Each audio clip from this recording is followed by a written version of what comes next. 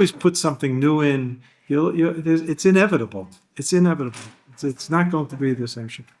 I once, at the OU Shir about 20 years ago, I was teaching a series on Sefer HaChinuch, but I was also teaching Sefer HaChinuch elsewhere, and I lost track of where I was at the OU Shir, and I gave the identical shir 2 weeks in a row. And the only one who pointed it out to me was my father. At the end of the shir, I said, "Why don't you tell me at the beginning of the shir?" He told me at the end of the shir. He says, "You gave this whole thing last week." I said, "Why didn't you say so at the beginning? I would have switched gears immediately." He said, "Don't worry, nobody else noticed." That really made me feel good. No, but even then, there was something new. There was always something new. Okay. Rivka, no, you're for sure Rivka, no. What's the question? Let's where are we? I don't know it. What? Rabbi Adler, I just want to say on that. Yeah, I'm listening. That it was said once that a person can tell a joke only once in a shir. If you tell a joke only once, Yeah. you can tell a story twice, but the shir itself you can say over. There you go. There you go. Well, I learned from the distinguished Rav of this shul, Rabbi Wein, Zichron Levracha, you can say over a story more than once and keep inflating the story as you go. As you go, right. You can do that. I've said over here already more than once that my daughter, Moria, once told me she saw my book on the Rav's Conversations in a store. I said, "Where'd you see it?" She said, "In the fiction section." And then she told me she didn't even say that, but I made that up also. Okay, that's why you have children, Okay. Wednesday, please bring the book. Seder. The Wednesday Shurim today, all the Wednesday Shurim in memory of Lilu Nishmat, Daniel ben David, and Limud bat Avram Strauss, and Mordechai ben Moshe, and Rezel bat Yosef Meir Marcus, Zevonam Levracha, parents of Judy and Menachem Marcus. This particular shir, as usual, in memory of Elisheva Frist, Elisheva Sima bat Zalman, Zevonam Levracha. Okay, Hayom Yom Revii b'Shabbat, that's today, believe it or not. We're on time finally. If all these shurim on the Yom Rishon and Yom Sheni, giving them all on Yom Revii, we're finally on Yom Revii. So let's start with the Yom Revii of creation, because as we've seen already in the past few weeks, the Gemara told us that the Leviim sang appropriate chapters from Tehillim that corresponded thematically to the particular day of creation. So the fourth day of creation was the creation of the celestial bodies, the sun, the moon, and the stars. Vayom Elokim yihi me'orot birkei hashamayim, lavdil ben hayom ben halayla, v'ayu le'otot u'le'moadim u'leyamim v'shanim. Right? Kadosh Baruch Hu establishes the luminaries in the sky to divide between day and night. Lahavdil. We harped on that word lahavdil both in the second day of creation and even with regard to the third day of creation. The second day was lahavdil ben mayim lamayim. The third day was between the water and the dry land. And we dealt with the whole concept of Havdalah on the Ruchani, on the spiritual level, of the different gradations of Kedusha, from Chutz La'aretz, where there's no Kedusha, in Eretz Yisrael, all the way up to Kodesh Kodashim. And then we dealt with the division of land and produce and vegetation, which sometimes led to human strife. I pointed out that the word milchama in Hebrew, the root is lechem, lamed chet mem, and that was the primary reason that people fought for sources of nutrition, grain, and so on. And that is why the Shir Shayom has to do with the judiciary. This was last week's Shir. And now we get to another division, and that is the Havdil ben Yom v'Alayla, difference between day and night. So, of course, there's an astronomical difference between day and night. There's also a transitionary period between day and night. The Gemara tells us that from the point of view of a Kadosh Baruch Hu, it flips from day to night and night to day in the her ke'eref ayin, in the blink of an eye, which means in a split second. But human beings are not capable of really perceiving the exact moment where day ends and night begins, or night ends and day begins. So we have an intermediary period called Bein Hashmashot, twilight zone, if you may, in English, where this concept of the Bein Hashmashot has an interesting status in halacha called Safek Yom, Safek Laila. It is maybe day, maybe night.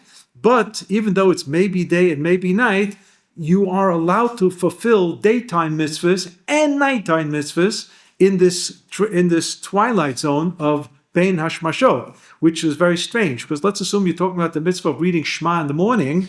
You may argue and say, if it's not morning 100% after sunrise, so how can you say that if you read Shema before sunrise, you fulfilled your obligation? We say safek d'oraita l'chumra. If it's a doubt of a biblical mitzvah, we are strict about this. And we want to be absolutely in the daytime zone. You take, for example, blowing shofar is a daytime mitzvah. Taking arba minim, lulav and etrog is a daytime mitzvah. But if you take it after the break of dawn, before sunrise, you fulfill your obligation. How could that be? These are biblical commandments.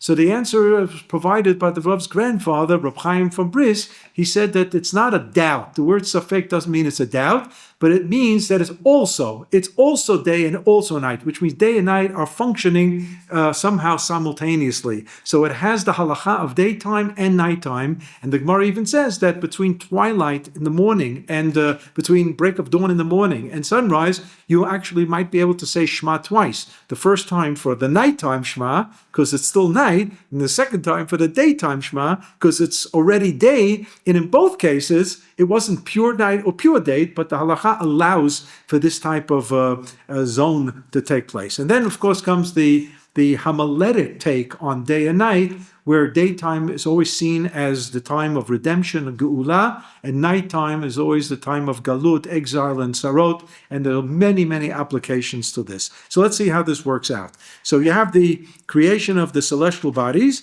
and the Torah says already on day one, V'hayu la'otot u'lemoadim u'leyamim v'shanim. I mean, my gosh, there's no human being yet on this world. The concept of measurement of time is a little bit of a question. Does it kick in here on the fourth day? Or is there already a theoretical counting of time from day one when the Torah says, Vahi erev, vahi voker, yom echad? That's a question of parshanut, of explaining the Chumash and so on. I'm just raising it as an issue here.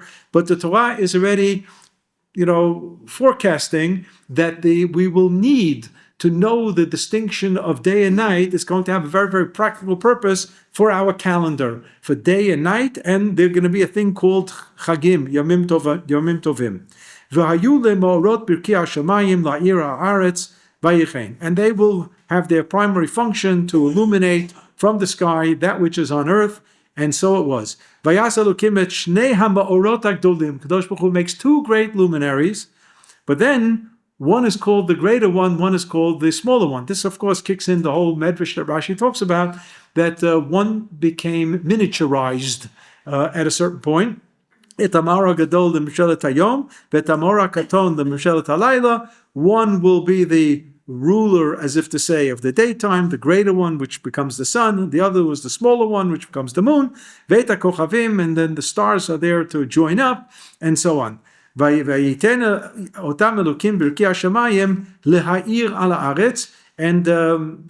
again, the Torah repeats, it seems to be superfluous, that Kadosh Baruch Hu does it. Okay, he does it, and indeed they illuminate, to rule by day and night, and to divide between the light and the darkness. Kadosh Baruch Hu saw this has a great purpose. Okay, so we have the fourth day of creation. You have to realize that the Torah, when it gives over the story of creation, this is not a book of astronomical science. This is a book of how human beings perceive the world. That's very, very important.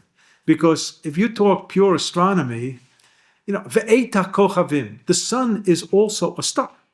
By definition of what a star is, it's a celestial body that generates its own heat, usually by fusion, which is something that was used to make the hydrogen bomb, as opposed to fission, which is a different way of atomic energy. But there are just so many millions of stars out there, and maybe other stars have planetary systems, and maybe some planetary system may have human life. Doesn't say anything in the Chumash about it. It's not our concern. It's just not our concern. Our concern is the way we see things. And we see things is that there's a rakia, there's a sky, there's a sun up there, and so on. And from our point of view, there's a zricha and a shkia. Of course, we know that the sunrise and sunset is not caused by the fact that the sun is going around the earth, but that the earth is going around, is actually turning, it's rotating. It's rotating and revolving around the sun. That's what's causing the year, the seasons. And the earth itself is spinning.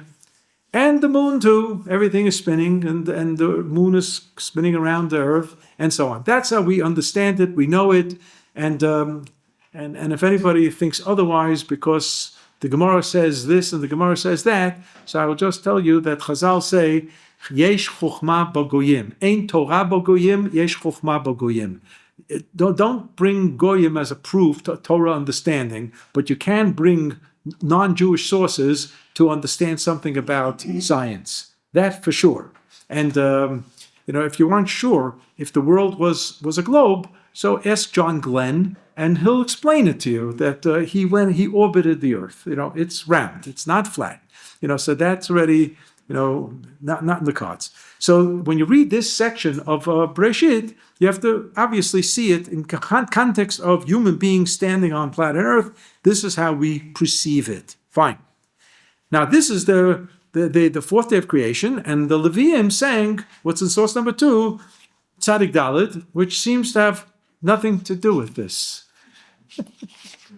So if it has nothing to do with this, why are we singing this on the fourth day?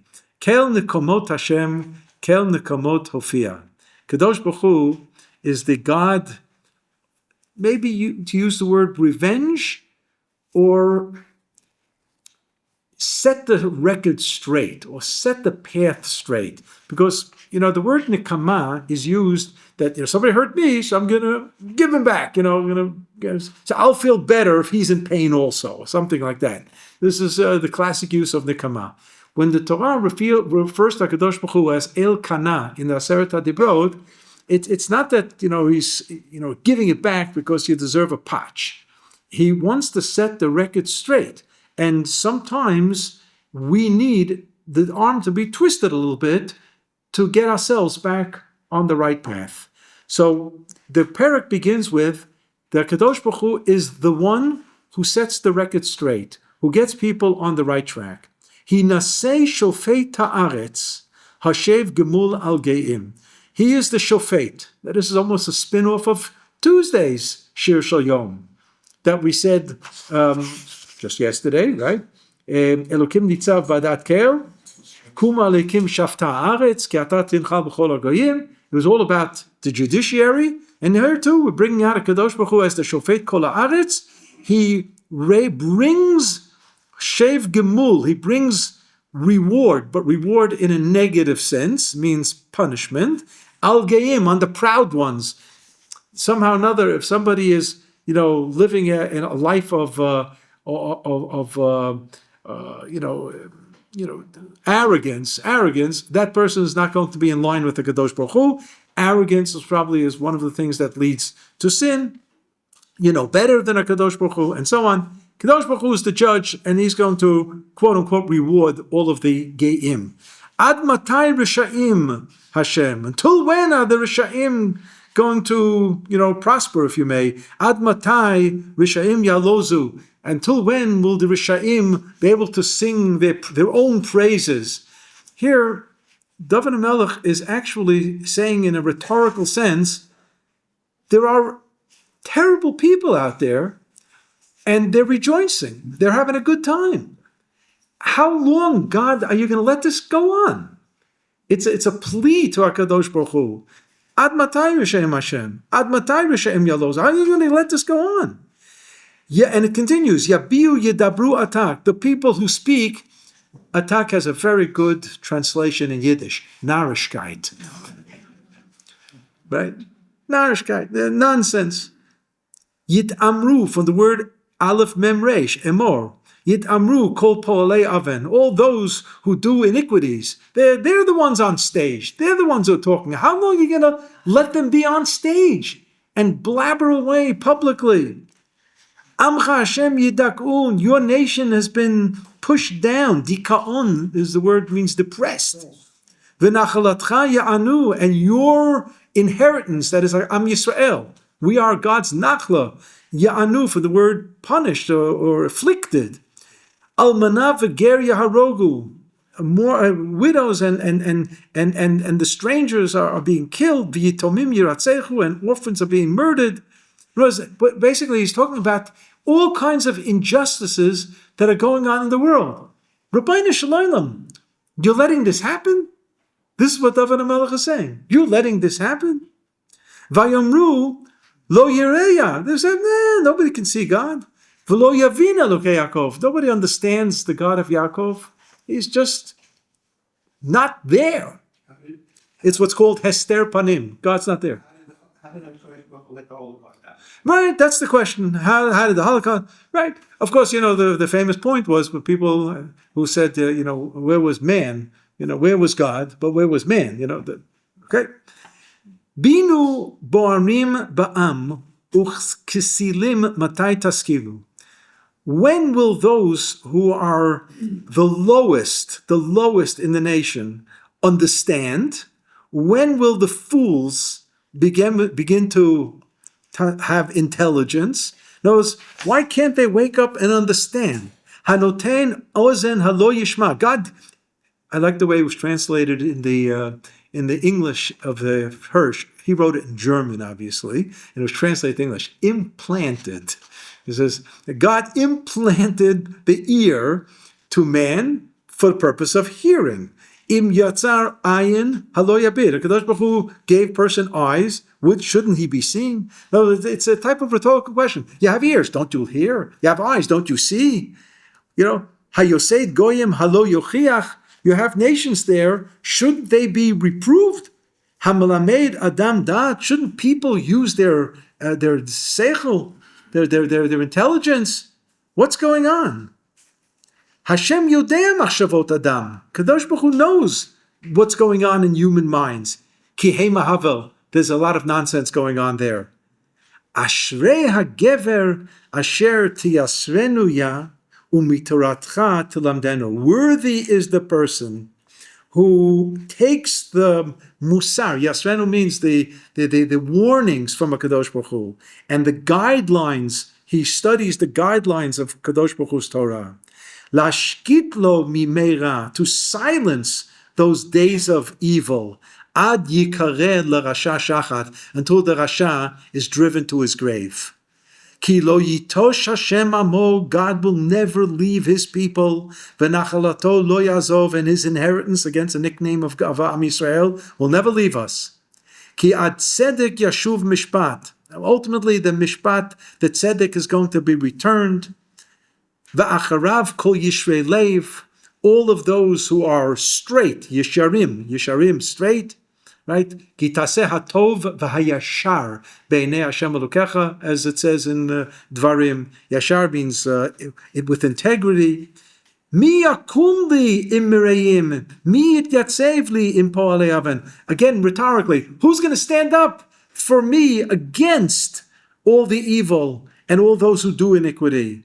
If not for HaKadosh Baruch Hu, lulei Hashem ezrata li, if not for the fact that Kadosh Baruch Hu has helped me, kim'at shochna duma nafshi, I would have died. I would have had this long sleep all by myself. I would have been finished in our language. Im amarti mata ragli, if my foot causes me to collapse a little bit, which means I'm a little bit bending, Chazdach Hashem Yisadeni, HaKadosh Baruch Hu is going to revive me, pick me up, assist me, and so on. Before many people came, I played the Kalbach Nigan of this Imamarti Mataragli, Chazdach Hashem Yisadeni, Berov Sarapai Bikirbi Tanchumecha Yisha'ashu Nafshi. This is a little strange pasuk. What the exact meaning is has something to do with all the type of mourning that I have, I find consolation. The fact that I can, Yesha'ashu doesn't mean playing around. That's not the translation. It means to be indulgence with my life. And the Kadosh Baruch Hu in my life is the source of consolation. Hay chavrecha kisei havot yotzer amal. Would you share your throne with the others of who have also, it's a phrase, Yotzei Amal, who've created, the difficulties in life. Yagodu al nefesh sadik v'dam naki yarshiu. We ask Kadosh Baruch Hu again to deal with those who've spilled the clean blood and they became Risha'im. Kadosh Baruch Hu will cleanse them. And now comes the climax. Vahi Hashem li lemiskav. God was for me way above, but close to me to help me. Velokai letzur machsi. Kadosh Baruch Hu was here at my side to help me. Vayashev alehem et onam. Kadosh Baruch Hu gave it back to them. Like sometimes you see the force coming, but you can somehow whip it around that it reverses, it makes a U-turn, and so on. My wife has a cousin who, during the second Lebanese war, was in a village in South Lebanon, and two Mechablim came out of nowhere in a house and threw a grenade at them, and he picked up the grenade and threw it right back at him and killed the Mechablim. I mean, we were about 2 seconds away from a family funeral, right there. And his father, who's a little bit of a comedian, some people know him, Howie Kahn, said, I always taught my kids, if it doesn't belong to you, give it back. And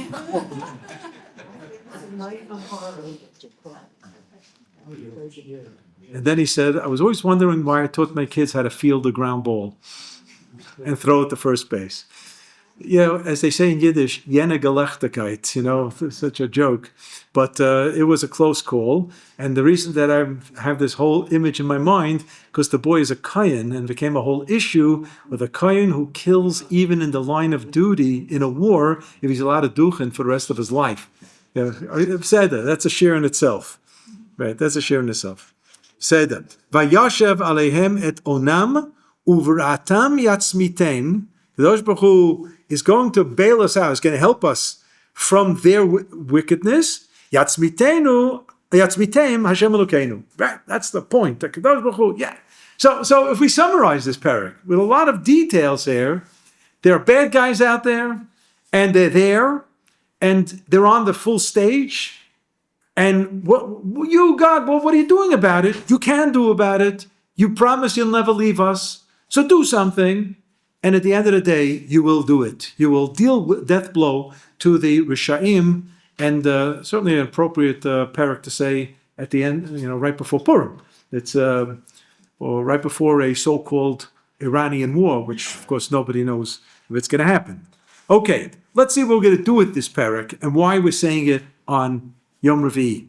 What does this have to do with the celestial bodies? So source number 3 tells us the Rambam again. We saw this Rambam in the Mishnah commentary to Masechet Tamid. Kvar nitba'er ta'amim bigmar, but it's Gemara, Masechet Rosh Hashanah. Madua bacharu mizmorim elu liyamim alalu. Why these chapters were selected? Ve'amru ... Revii. And on Wednesday, Asher bo bara hashemesh v'hayareach, the day of the creation of the sun and the moon. Omrim kel it should be Aleph Nikamot Hashem. They printed it ayin. It should be Aleph Nikamot Hashem, Kel Nikamot Hashem. Shehu yinkom min hatoim ba'avodatam. There are 2 words. One was a tet. Ta'am with a tet means a mistake, and taf with toim with a taf. It also means mistake, but it means people who are like lost cases. Okay, so they both almost mean the same thing. But the Rambam uses the word to'im, those who are lost. In Yiddish, it's verblunget. They're lost. You all know Yiddish, right? Means very lost. Okay, so the Rambam, is well aware of the fact that there's got to be a relationship between that which was created on day 4, which is the celestial bodies, the sun and the moon, with Kel Nekamot Hashem. Shehu yinkom, Kadosh Baruch Hu will revenge or avenge min hatoim ba'avodatam, that the sun and the moon will become objects of deity, and akel nekamot Hashem, HaKadosh Baruch Hu is going to set the record straight and deal a blow to those who have misused the shemesh ve'ereach. That's the way to understand it. Who have misused the shemesh ve'ereach. So let's take a look at sources 4, 5, and 6 from the Chumash itself. Nothing better than the Aseret HaDibrot. Anochi Hashem Elokecha asher tzatira me'Mitzrayim. The first, the awareness that God exists. Lo yeh lecha Elohim achirim al panai. Do not accept any other alternate deity. Lo ta'aseh lecha pesel v'chol tmuna asher b'shamayim mima'al v'al haaretz mitachat v'asher b'mayim mitachat la'aretz. Lo tishtachaveh lahem v'lo ta'avdem. Ki anochi Hashem Elokecha el kana. Kadosh Baruch Hu is a God that will avenge justice.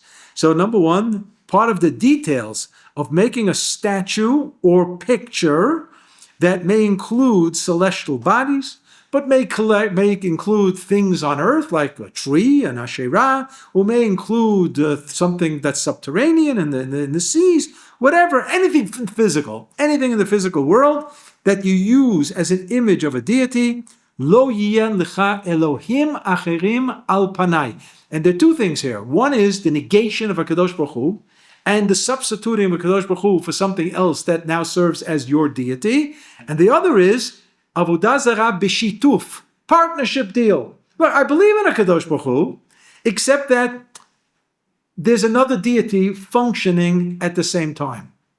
Now, if you take a look at the first Beit HaMikdash era in Eretz Yisrael, so at the time of the Galut Aseret HaShvatim, when the 10 tribes were exiled, about 110 years before the destruction of the first Beit HaMikdash, so the policy of the Assyrian Empire was transfer of populations.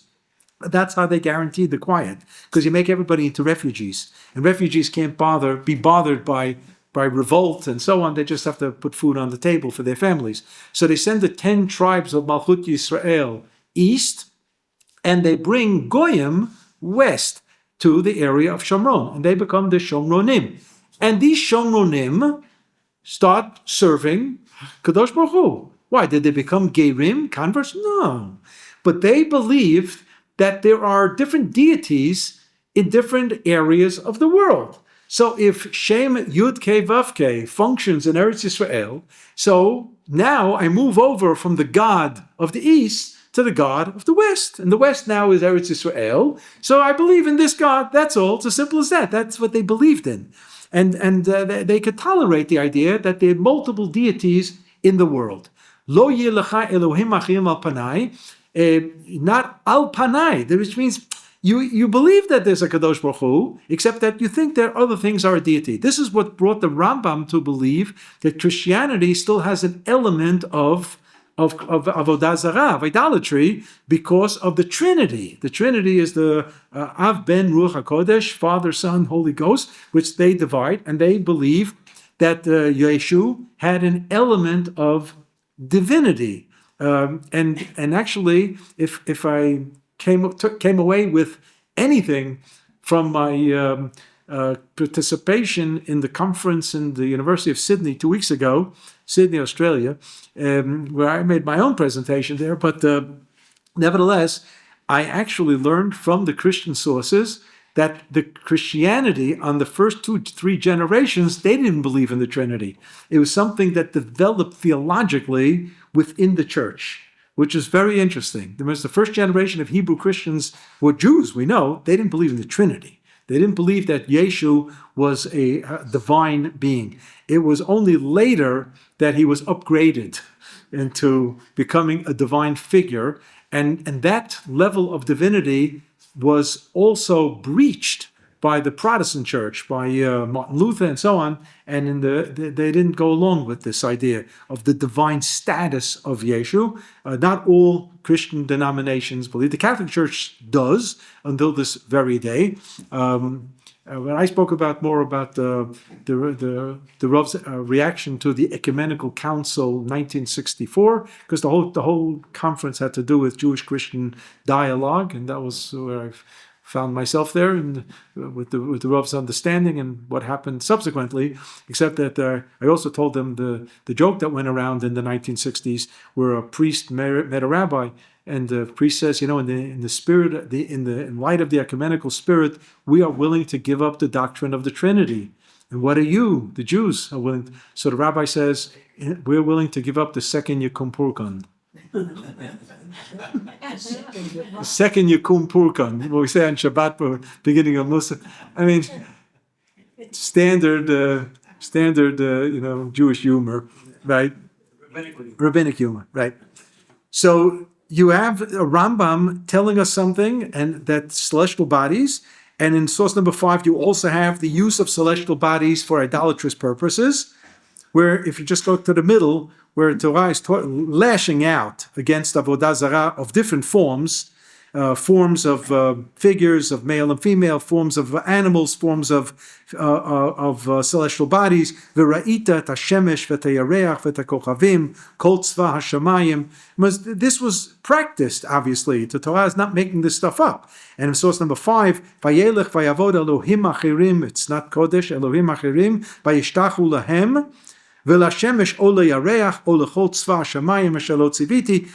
many times the Torah is speaking against idolatry. The Rambam tells us in the Guide to Perplex that the main thrust of Torah was to move us away from the culture of idolatry, and that's why when the Rambam counts mitzvot in the Mishnah Torah, so in the laws of Hilchot Avodah Zarah, he has a full 51 of the 613 mitzvot under that one category of Hilchot Avodah Zarah, which is an enormous amount of mitzvot. It's actually the gold medal of the amount of mitzvot under one headline, Hilchot Avodah Zarah, and even in the Moreh Nebuchim, he adds a few more. He adds a few more that belong to the category of trying to protect us from being involved in the culture of Avodah Zarah. Fine. So now the Rambam gives us some of an explanation. So let's take a look. What is Avodah Zarah? How does this happen? Source number 6. The Rambam teaches us in Hilchot Avodah Zarah. If you own a standard set of Rambam, standard, not anything particular, new, special. I mean, it could be new binding. But if it's the old photo offset of Vilna and Varsha from the 19th century, which 95% of Jews own, that's what you say, here's a set of Rambam. It says, Hilchot Avodah Kochavim Umazalot. Because the censors in Europe changed the phrase Hilchot Avodah Zarah to Hilchot Avodat Kochavim Umazalot. Those who serve the celestial bodies and the astrologists and so on, as if to say, if the church is looking at us, that we have problematic texts. No, we didn't mean you. No. We meant the ancient pagans. Hilchot Avodah Zarah, Avot Kochavim, or sometimes abbreviated Akum, Ayin, Kaf, Vav, Mem, Avodat Kochavim, Umazalot. So the printers in Europe in the 5th, 16th century, 17th century were given instructions that if you have a manuscript from the Rambam, it says Avodah Zarah, if it says Nochri, if it says Goy, just print Akum of Ovdei Kochavim Umazalot. That's all. Now today we have reconstructed the real Rambam because we have manuscripts and we have modern editions. It represents 5% of the Rambams out there. Rav Kapach from Yemen, Rav Yitzchak Shilat from Ma'aleh Adomim, Rav Nachum Rabinowitz also from Ma'aleh Adomim, and Shabtai Frankel from Bnei Brak. So we have more upgraded editions where now the real Rambam is now coming through. Sometimes it's a change of a word, sometimes it's whole sections where the Rambam talked about Yeshu and it was censored out completely. Today, in the new printed Rambams, we actually have all that. There is one line in the Rambam, and I believe it's in Hilchot Melachim, where the Rambam says, what is the din, how do we relate to a non-Jew who does not serve idolatry? So the Rambam wrote, Nochri shel ogoy shelo avad avodah zarah. In the print, it's Akum Shelo Avad Akum. Because the Bocher Hazetza, he got instructions. If it says goy, print akum. If it says avodah zarah, print akum. So it says a goy who didn't serve avodah zarah, akum shelo avad akum, and you'll try, what exactly does this mean? Okay, so what does the Rambam say? Opening remarks in the laws of idolatry. Bimei enosh. So enosh is a fourth generation from Adam Rishon. Bimei enosh ta'u b'nei ha'adam ta'ut gedol. Today you would say ta'ut gedola. There was a great error. V'nivra'a atzat chachmei oto hador ve'enosh atzmo min hato'im haya. He's one of the people. V'zohu te'otam. Everything was a big mistake. So what was the big mistake? The gallant mistake. They actually meant l'shem shamayim. They said Kadosh Baruch Hu created the sun and the moon and the celestial bodies, so they are servants of a Kadosh Baruch Hu. And obviously a Kadosh Baruch Hu, has great things to say about the sun and the moon. So maybe we are so humble and so small. Who are we to contact the Kadosh Baruch Hu? You can't see him, he's far. So maybe we should direct our religious attention to the sun or the moon or the stars, and they'll take the kvittel and they'll bring it up to HaKadosh Baruch Hu. Right? They made the sun into a Chassidish Rebbe, basically. That's what they did. And they will, say that. And this worked for a short time until the subsequent generations forgot that beyond the sun, there was a Kadosh Baruch Hu, and the sun became, or the moon became, or the stars became, the very object of the deity. Because the idea was that these weren't deities. They were just servants of the divine, but they eventually forgot that there was a divine above and beyond, and so on. So Rambam says this was the great mistake, how Avodah Zarah evolves. And it wasn't until Avram Avinu who blew the whistle on this. He says, no. There is a Kadosh Baruch Hu up there. And even Noach and just those few who are mentioned in the Chumash had this notion that there was a Kadosh Baruch Hu, but they did nothing about it. You don't see that Noach is spreading the good word, or Shem, Ham, and Yafet are spreading the good word. They're keeping it in the family.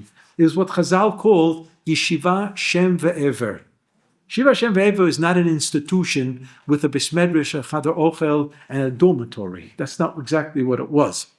It was a closed chug, circle of Chachamim who understood, had the tradition, and they kept it to themselves. Avram Avinu goes public. He goes public. Vayiven Sham Mizbeach, Vayikra B'Shem Hashem. And he calls out in the name of God. He wants to, everybody. The Ramban has a beautiful description of Avram Avinu in Parshat Lech Lecha, that Rav Lichtenstein, Zechron Lebracha, when he taught us Ramban, said he was the first Chabadnik. Because he was, Makshan. So why did Yaakov stop the Yeshiva Sheikh? Why did Yaakov?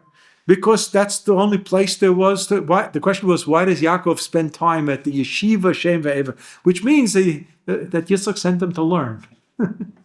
Where was there to go to learn? The only place to learn something about the thinkings of Adam Rishon until Noach was by the descendants of Shem and Ever. They still had it. Those are the people who Yitzchak wanted Yaakov to be in touch with. That's what it means. So we don't have an address for it. There's no archaeological discovery. We found the Yeshiva Shem Ve'ever. That's not going to happen. It's not going to happen. So now you have the idea of how the celestial bodies were used. And the Rambam says, this is the Kel Nekamot Hashem. That because there was this idolatry, and the idolatrous in the days of David and Melech, when did we finally purge idolatry from Am Yisrael? We finally did it in the second Beit HaMikdash.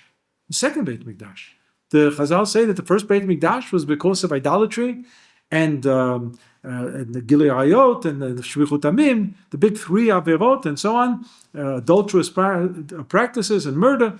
But second Beit HaMikdash, we were free from idolatry. That wasn't the issue. What? We were more religious, right. The question is how much of Bayit Sheni were all very religious? Certainly more than in Bayit Rishon. There's no question about that. No question. And certain Melachim tried to purge Am Yisrael from Avodah Zarah, but it didn't work. I mean, you take Chizkiah Melech. Chizkiah Melech was, wow, Chizkiah Melech was able to do wonders, and children were so knowledgeable in Torah. And the very next generation, his son Menashe, it flips back. So it didn't stay, it didn't hold for long. And these were major problems. And David HaMelech is dealing with this in his own generation, because Avodah Zarah was immensely popular. When the kingdom was split after Shlomo HaMelech, so the northern kingdom, the first thing Yeravam ben Nevat does, he builds 2 temples, one in the very north in the area of Dan, and the other in his southern border, which is north of Yerushalayim, Bethel. And he puts up golden calves. There were calves, that's all. There was Avodah Zarah right there. And he locks the border. If somebody wanted to go to Aliyah Regel to Yerushalayim, he didn't let them go. So, and people wanted to be religious, so this was religion, that's all. So Avodah, and then you see in the Chumash, Moshe Rabbeinu is yelling and yelling and yelling and yelling in Sefer Dvarim, and it didn't make an impact. It took years later, generations later, till it fully impacted. Let's look on the second side, and the source number 6. This is just lifted out of context from the pasuk, from the Perek. There are drashot on so many different psukim. But let's see what the Gemara tells us here. And Masechet Brachot, Daf Hey, Amar Rava, V'itemer Rav Chisda, Rava in the name of Rav Chisda, source number 6.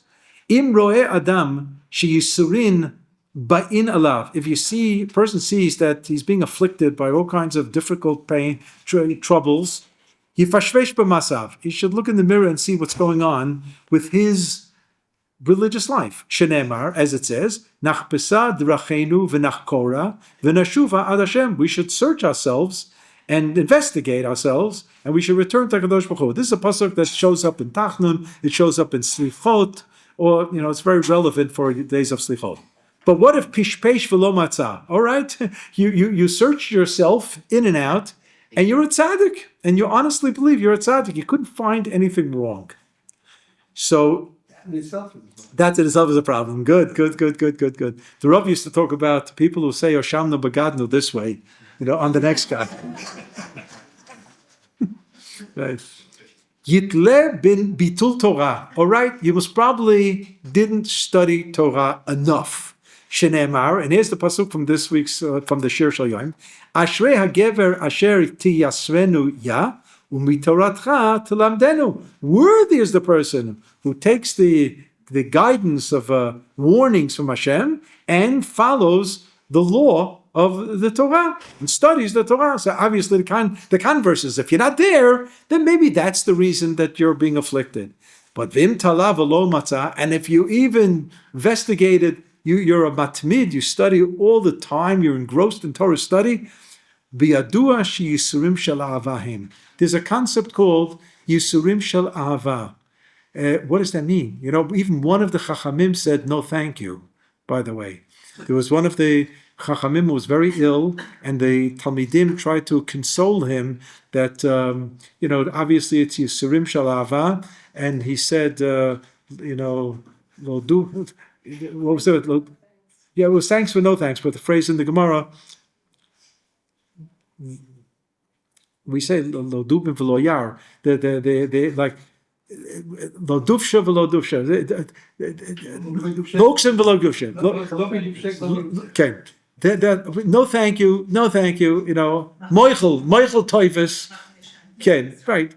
I didn't ask for this, but you see that, and that is important, by the way, that even though the Gemara is starting to provide some theological rationalization for pain and affliction and tzara, where you honestly don't believe you deserve it, and they're trying to say that a Kadosh Baruch Hu wants to see if you could just hang in there, like Avraham Avinu was also given things that were painful to him and so on. Let's see if you can overcome it.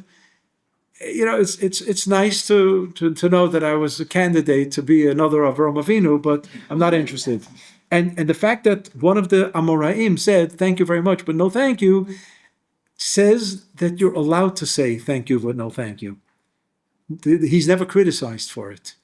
Okay, beseder, hevanti.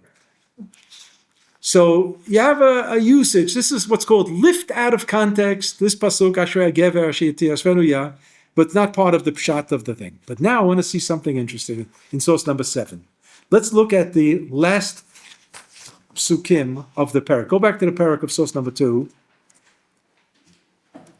Vayashev, the last pasuk, Chav Gimel. Vayashev aleihem et onam uvra'atam yatzmitem Hashem Elokeinu. Means that Kadosh Baruch Hu turned back upon them what they threw at us. He threw their might back on them. Ubera'atam yatzmitem. Like the English translation here is he stunned them in their own evil. And then the point is, yatzmitem Hashem Elokeinu. So Kadosh Baruch Hu should do this. Now, this is appropriate for every single generation, not just David HaMelech. So let's see what happens here in source number 7. The end of Masechet Ta'anit, which talks about Tisha B'Av, the Gemara tells us the following tradition. Amru, it was said, Kishacharav Beit HaMikdash Barishona, when Beit HaMikdash was destroyed the first time, Oto Hayom, that day, was Erev Tisha B'Av, Erev Tisha B'Av Haya, U'Motzei Shabbat Haya. The year of the destruction of the Beit HaMikdash, the day of Erev Tisha B'Av, which is the 8th of Av, came out on a Motzei Shabbat, which means it was Sunday.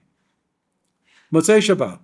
U'Motzei Shvi'at Haya. It was the year after a Shemitah year.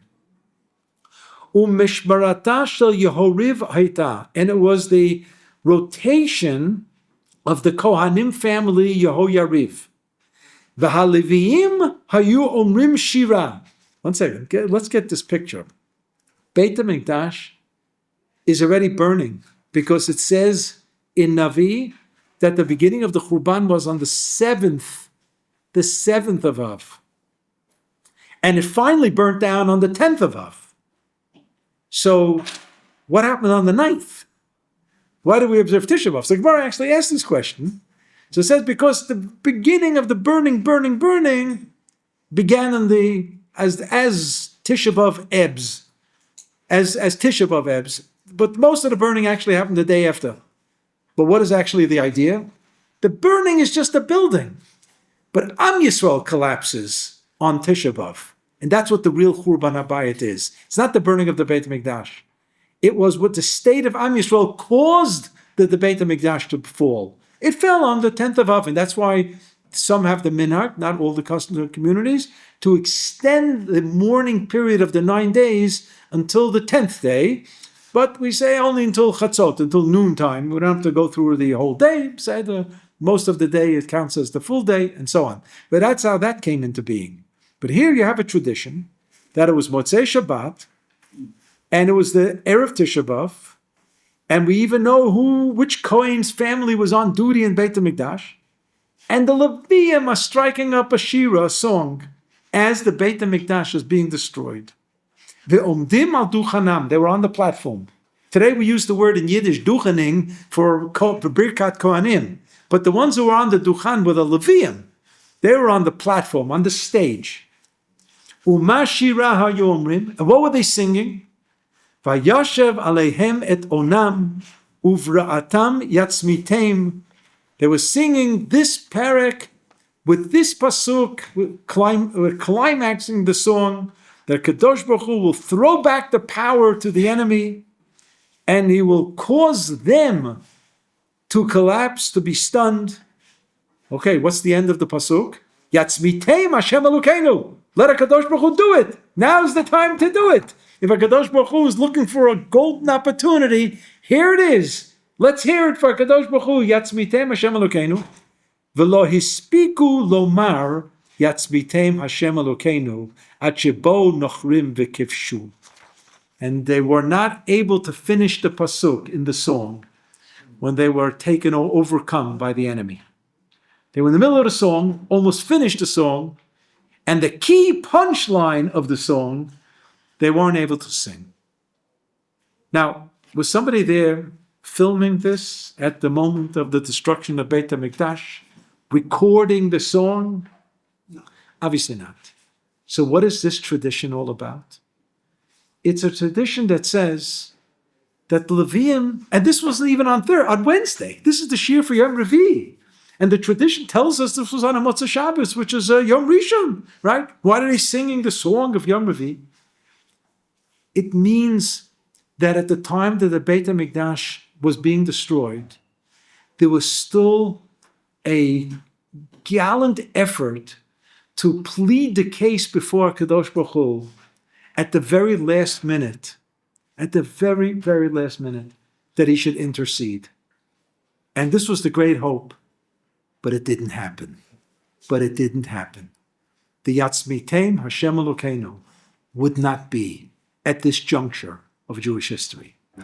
This idea of saying something, singing something, but not being able to complete it because of the message of the completion that wouldn't happen, shows up in a poem that we say on Tisha B'Av of the Asara Harugei Malchut, the 10 martyrs, Arzei Halvanon, which is a different version of what we say in Yom Kippur of Ela Ezkara in the Musaf. And there's a story of one of the Tanaim, Rabbi Elazar ben Shamua, in source number 8. Tzaddik Rabbi Elazar ben Shamua, Ba'achrona, the last of the martyrs, Neherag b'madkera, was actually killed by stabbing, by piercing, by spears. Yom Erev Shabbataya. This wasn't Motzei Shabbat, this was on a Friday. Zman Kiddush Vayekadesh Vayekra. We have a tradition that Rabbi Elazar ben Shamua was executed on Friday evening at the time of saying Kiddush, Zman Kiddush, well, it's Friday night already, and Vayekadesh Vayekra is lifted out of Vayavarach Elokim et Yom HaShvi'i Vayekadesh Oto Kivo Shabbat Mikol Malachto. Vayekadesh, he's reading the pasuk of Vaychulu Hashemayim Va'aretz, which is the promo to Kiddush. Because Kiddush Friday night is two things. It's the Bar Pe'agafen and the Bracha Mekadesh HaShabbat. That's Kiddush. But we have a preamble. Vaychulu Hashemayim. Some start Yom HaShishi Vaychulu Hashemayim. Some start Vayayera Vayvoike Yom HaShishi. And the Tzadikim start Vayar Elokim et Kol Asher Asa V'nei Tov Ma'od Vayayera Vayvoike Yom HaShishi. Everybody does what they want to do. The minhag was Vaychulu Hashemayim Va'aretz, to testify that a Kadosh Baruch Hu created the world and instituted a level of sanctity of Shabbat that we acknowledge before we augment that Kiddush with the Kedusha of Am Yisrael. That's what we're doing by Kiddush. We're augmenting the Kiddush, the Kedusha of Shabbat of a Kadosh Baruch Hu.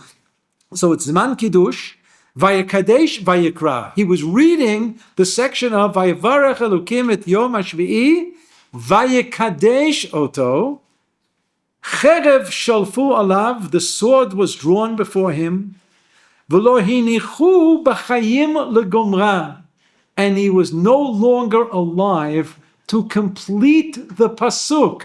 What is the pasuk? Vayivarach Elokim et Yom HaShvi'i, Vayekadesh Oto, Kivo Shavat Mikol Melachto, Asher bara Elokim la'asot. V'lo hinichuhu b'chayim legomra, yatzta nishmato, his soul expired, leaves, he dies, bebara Elokim, with the words bara Elokim, yotzer v'tzar tzura. What is he not allowed to say? Asher bara Elokim la'asot. La'asot. The Ramban tells us that the 7 days of creation are 7,000 years of history. And he goes through each one. What happened on day 1? It was Adam Rishon. He lives till 930. Chazal say he was going to get the full 1,000. Was 70 years were taken away for David HaMelech, Beseda. But he's the light of that generation. Everything else is darkness. He's the Or, the creation of day 1. Day 2 is Noach. He lives 950 years. It's almost a millennium. And he's the split between the upper waters, those who are going to see the upper waters in the Teva, in the ark, and those below the waters, and they're going to perish. That's day 2 of creation. And then comes day 3, Tache Aris Desha, some sprouting, and that's Avram Avinu, and that's going to the sproutings of Yadut, and take us all the way until the beginning of the completion of the story of Am Yisrael in Mitzrayim, which ends with, how does the story of Yetziat Mitzrayim end? With? Do you remember Dayenu? How does the Dayenu story end? With the building of Beit HaMikdash. And we just read it in the Haftarah in Parshat Truma. Shlomo Melech builds the first Beit HaMikdash, 80 shana ve'arba shana letzeit b'nei Yisrael mi-Mitzrayim. The climactic ending of Yetziat Mitzrayim is the building of the first Beit HaMikdash. And that's the 1,000 years. And the 4,000 years, the 4th millennium, are the sun and the moon. The sun is the first Beit HaMikdash, and the moon is the second Beit HaMikdash, and the Kochavim are the Botei Midrash that last afterwards. So that's the 410 years, and then there was 70 years interlude, and there was another 420 years, and then it was till the time of the Mishnah, it's 1,000 years. So the Ramban tells us that La'asot is that Am Yisrael is supposed to bring about that 7th millennia. We have to do something about it. Because in the first section of the Aseret HaDibrot, it says, Al Kain Beirach Hashem et Yom HaShvi v'Kadsheu, God made the Kedushat Shabbat, that's creation. But the second set of Aseret HaDibrot has to do with Yetziat Mitzrayim. V'zacharta ki eved hayita be'eretz Mitzrayim v'yiftecha Hashem Elokecha, Al Kain tzivcha Hashem Elokecha la'asot et Yom HaShabbat. You are to make the Shabbat. You are to make the 7th millennia. And the 7th millennia is to be proactive and bring in the Geulah, bring in the redemption. You are supposed to do it. You have an obligation to do it. And this is what the people of Rabbi Akiva and his colleagues in the Bar Kokhba revolution sought out to do, but it failed. They wanted to. This is Rabbi Loza ben Shamua in his Kiddush, reflecting the spirit of the mered, of the revolt of Bar Kokhba, to bring about the la'asot, but it was not to be. V'lo hinichuhu b'ligomra b'chayim. Kadosh Baruch Hu didn't allow him to complete that Kiddush with the word la'asot. And his life ends with bara Elokim. And that's it. This